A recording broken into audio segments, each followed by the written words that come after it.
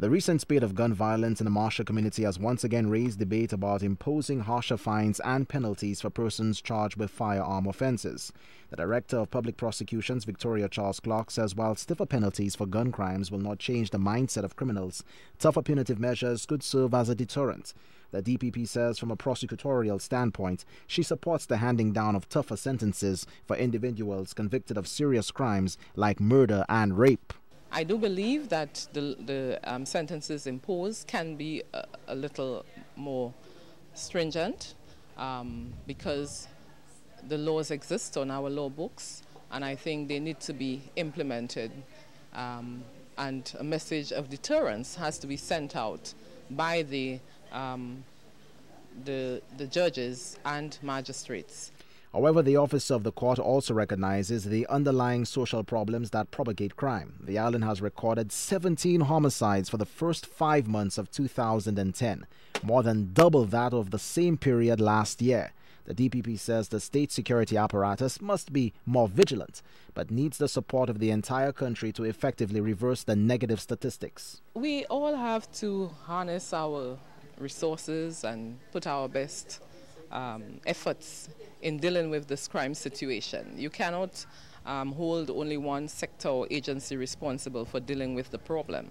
So all hands must come on deck, and all resources need to be given to law enforcement to enable them to perform their duties to the best of their ability. Assistant Police Commissioner responsible for crime, Vernon Fuswa, says public cooperation is an essential part of crime fighting, as the police probe a wave of shootings in the Marshall area, which has left one person dead and several others injured. The law enforcement officials say while the police beef up security, it is also reaching out to the community. From a police perspective, what we have agreed upon doing is to increase our patrols in the areas that are involved, and also in terms of trying through interdiction, in terms of apprehending the parties that are concerned. But on our own, it's obviously going to be challenging because, generally speaking, it is not practical for the police to be present at every point that a crime is being committed. So if members of the public have information, we are prepared to work along with them in terms of dealing with this particular matter.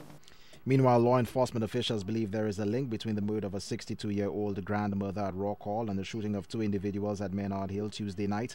Carol Scott died after she was shot in the face 9 o'clock Tuesday night on her doorstep by masked gunmen who also wounded her common-law husband. 15 minutes later, gunmen attacked a group of individuals who were involved in a game of dominoes at an establishment at Maynard Hill.